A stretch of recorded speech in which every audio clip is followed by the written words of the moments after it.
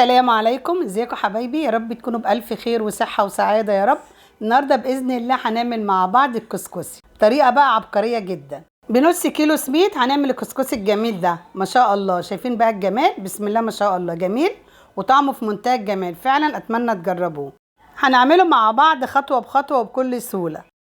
وقبل ما نبدأ الطريقة ما تنسوش اللايك والشير والاشتراك في القناة وتفعيل الجرس ليوصلكم كل جديد. يلا بقى بينا على الطريقة، بسم الله. ده نص كيلو دقيق سميد بيتباع عند مستلزمات الحلويات. هعاير بقى النص كيلو كده، ويكون السميد ده يكون ناعم. هعايره كده بالكوبايه دي، هيطلع معايا 3 كوبايات بالمج ده. وبعد ما بعايره كده علشان اعرف مقدار الميه المغليه، احط 3 كوبايات بنفس الكوب دوت ميه مغليه. بعد بقى ما عايرت كده ال3 كوبايات بالكوب ده، ويكون السميد كده ناعم بالشكل ده كده. شايفين بقى السميد ناعم ازاي؟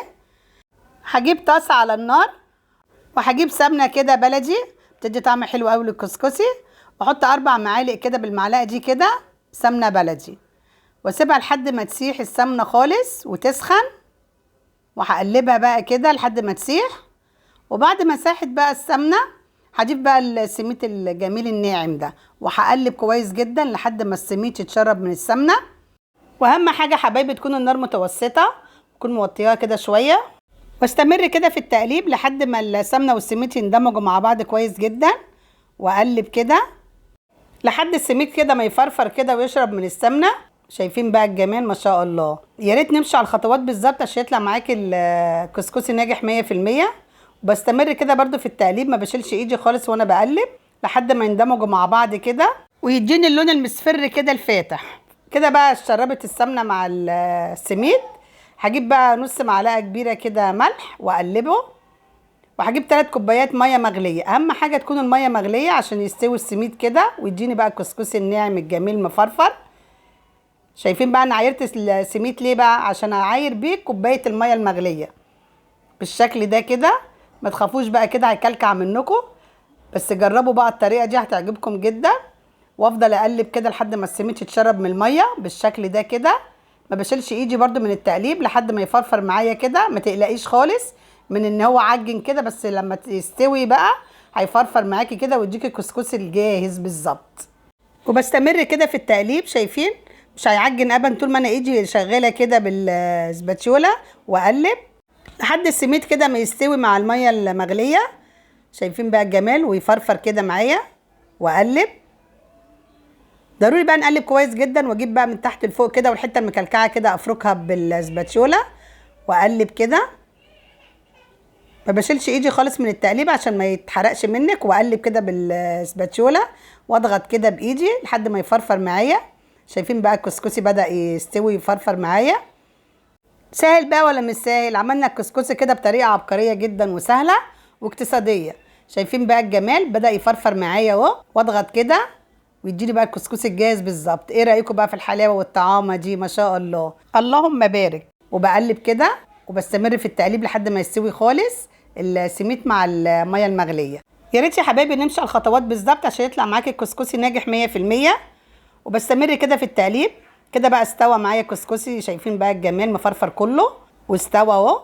واقلب كده واجيب بقى طبق. شايفين بقى الكسكسي وجماله؟ بسم الله ما شاء الله، وريحته جميله بالسمنه البلدي. فعلا اتمنى تجربوه بنفس الطريقه وبنفس الخطوات، وانا واثقه 100% ان هو يعجبكم ان شاء الله.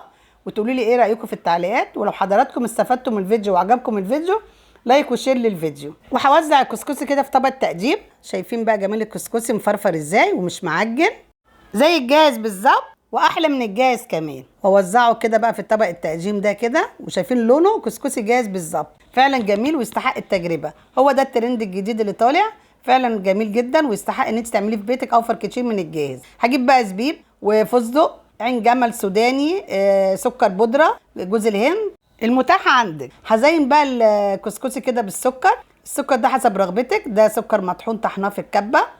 وهوزعه كده حوالين الكسكسي. ولو حابه تحطي جوز الهند وزبيب بس براحتك، التزيين ده حسب رغبتك.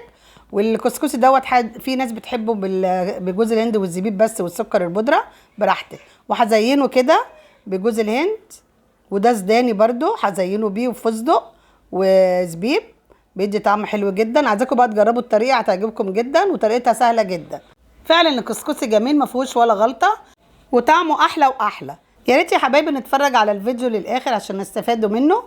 ودي قناتي، لو اول مره تشاهدوا قناتي مطبخ سومه واسهل الاكلات، اتمنى الاشتراك في القناه وتفعيل الجرس ليوصلكم كل جديد. هزين بقى الكسكسي كده بالزبيب، شايفين بقى الجمال والحلاوه والطعامه ما شاء الله. ده بقى الشكل بعد ما زينته. ايه رايكم بقى في الجمال والطعامه دي؟ فعلا جميل ويستحق ان انت تعمليه في بيتك او فركتشين من الجاهز.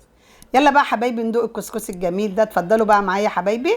بسم الله ما شاء الله، طعمه في منتهى الجمال، فعلا جميل ويستحق التجربه. ولو حابه تعمليه حادق بحبه شوربه بط كده هيبقى في منتهى الجمال وكده طعمه عسل جدا. وده بقى الشكل النهائي للكسكسي الجميل والترند الجديد. وبألف هنا عليكم يا حبايبي.